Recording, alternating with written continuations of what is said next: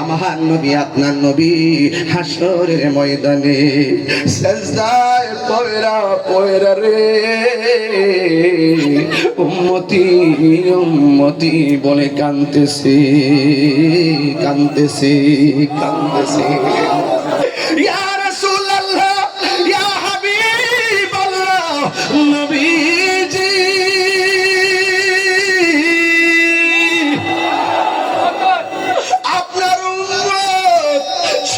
নবীর কাছে গেছে, কেউ কোলে বিরাই নাই, আপনার কাছে এসেছে গো ইয়া রাসূলুল্লাহ, মেহেরবানি করে আপনি একটু সুপারিশ করুন না। কিন্তু আমার নবী বিচিত্র একটা চিত্র প্রদর্শন করবেন, যেই নবী উম্মতের জন্য দেওয়া না। উম্মত কাছে যাওয়ার পরে নবী মাথা মোবারক তোলে না কেন?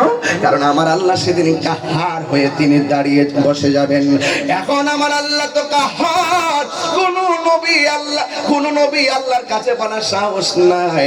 নবী বলেন ইয়াসফাউ ইয়াউমাল কিয়ামাতি সালাসাতুল আমবিয়া সুম্মাল উলামা সুম্মা শুহাদা। হাসর ময়দানে তিন প্রকারের মানুষ সুপারিশ করবে।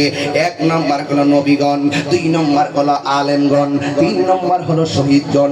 এই তিনজন কিন্তু আল্লাহর কাছে ডাইরেক্ট সুপারিশ করবে না, তারা আমার নবীরে ধরবে। একমাত্র হাসরের ময়দানে শাফাআতে কুবরা করবেন আমার দিনের নবী রাহমাতুল লিল আলামিন। কথা বলেন ঠিক কিনা? বন্ধুরে, উম্মত নবীর কাছে যাওয়ার পর নবী মাথা মোবারক তোলে না কেন জানেননি? কারণ আমার নবী কয় আল্লাহ যতক্ষণ আমারে ডাক দিবে না, আল্লাহ তো কাহার, আল্লাহ যতক্ষণ আমারে ডাক দিবে না রে ততক্ষণ আমি মাথা মোবারক তুলবো না। উম্মত ডাক দেয়, নবী মাথা মোবারক তুলে না। হঠাৎ করে আমার আল্লাহর রহমতের দরিয়ায় জুস মাইরা উঠছে রে, জুস মাইরা উঠছে, জুস মাইরা উঠছে।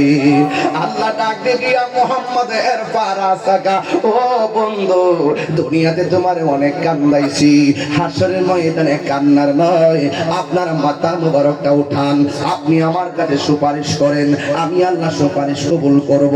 আপনি নবী আমার কাছে চান, আমি আল্লাহ তার চাওয়া পূরণ করব। আল্লাহর হাবিব মাথা মোবারকটা উঠাইলেন। আল্লাহর হাবিব যখন মাথা মোবারকটা উঠাইয়া ফেললেন, আল্লাহ দেখছেন কত চমৎকার নবীরে ডাক দিয়া কয়, ও নবী গো, নবী গো, মায়ার নবী, আপনি চান আমি আপনাকে দিব, আপনি চান আপনাকে দিব, আপনি চান আপনাকে দিব। এই জন্য আমার নবী বলেন শাফাআতি লি আহলিল কাবাইর মিন উম্মতি। আল্লাহু আকবার। কোনটা কেন? আমার গুনাহ আছে না নাই? আরো জোরে। তাই বলে কি আমরা দুজকে চলে যাব? দুজকে গেলেও কিন্তু একটা খেলা হইব, কেটা জানেননি? গুনার কারণে যদি আমরা আসামি হইয়া যাই, আর অন্তরে যদি আমার নবীর মহব্বত আর ঈমানটা থাকে, আমার নবী বলে শাফাআতি লি আহলিল কাবাইর মিন উম্মতি, আমার উম্মতের মধ্যে যারা আমার মহব্বত আছে, আমার প্রতি ঈমান আছে, ঈমানদার, কিন্তু গুনাহ কইরা ফলাইছে, নামাজ পড়ছে পড়ার মতো পড়ে নাই, রোজা রাখছে রাখার মতো রাখে নাই, হজ করছে করার মতো করে নাই, যাকাত দিছে দেওয়ার মতো দেই নাই, হাসরের ময়দানে আসামি হইয়া গেছে। আল্লাহর হাবিব বলেন ওই আসামিগুলোর জন্য আমি নবী সুপারিশ করব। আল্লাহ বলে বন্ধু কারে চান? নামাজ পড়ছে পড়ার মতো পড়ে নাই, কিছু সংখ্যক দুজিক হইয়া গেছে। আল্লাহ বলবে আপনি নিয়ে যান। রোজা রাখছে রাখার মতো রাখে নাই, দুজুকে রইয়া গেছে। আল্লাহ বলবে নিয়ে যান। ও বন্ধুরে, বন্ধুরে, হজ করছে করার মতো করে নাই, তারা দুজুকে রইয়া গেছে। আল্লাহ বলবে নিয়ে যান।